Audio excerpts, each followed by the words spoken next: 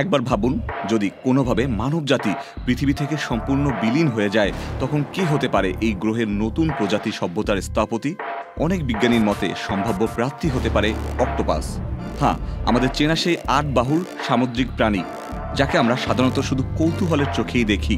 কিন্তু অক্টোপাসের মধ্যে এমন কিছু গুণ আছে যা একে অন্যান্য প্রাণী থেকে আলাদা করে তুলেছে। প্রখ্যাত বিবর্তনবিদ টিম কোলসন মনে করেন অক্টোপাসই হতে পারে পরবর্তী সভ্যতা গড়ার সবচেয়ে যোগ্য প্রার্থী। কেন এমন ধারণা? প্রথমত, অক্টোপাসের বুদ্ধিমত্তা অবিশ্বাস্য।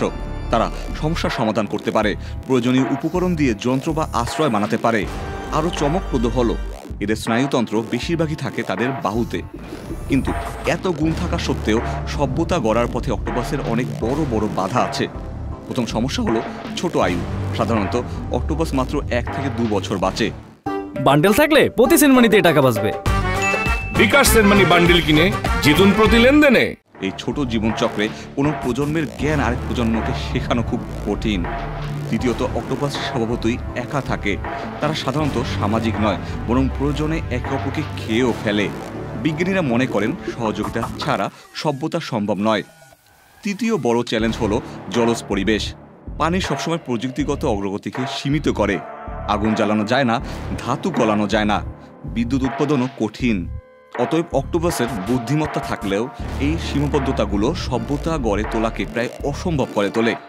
তবে টিম কোলসন বলছেন, বিবর্তন সবকিছু বদলে দিতে পারে। ভেবে দেখুন, কোটি কোটি বছর পর সমুদ্র থেকে উঠে আসা এক প্রজাতি হয়তো এই পৃথিবীকে নতুনভাবে গড়ে তুলবে। তাদের সভ্যতা আমাদের কল্পনাতেও আসে না।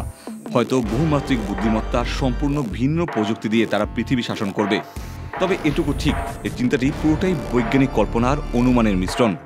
যদিও অক্টোপাসের সম্ভাবনা রয়েছে, কোনো নিশ্চয়তা নেই যে তারা সভ্যতা গড়বেই। তবে এই ধারণা আমাদের শেখায় পৃথিবীতে শুধু মানুষ নয়, অন্য প্রাণীদের মধ্যেও অভূতপূর্ব সম্ভাবনা লুকিয়ে আছে। Ikhtiyar Ferdous, channel I.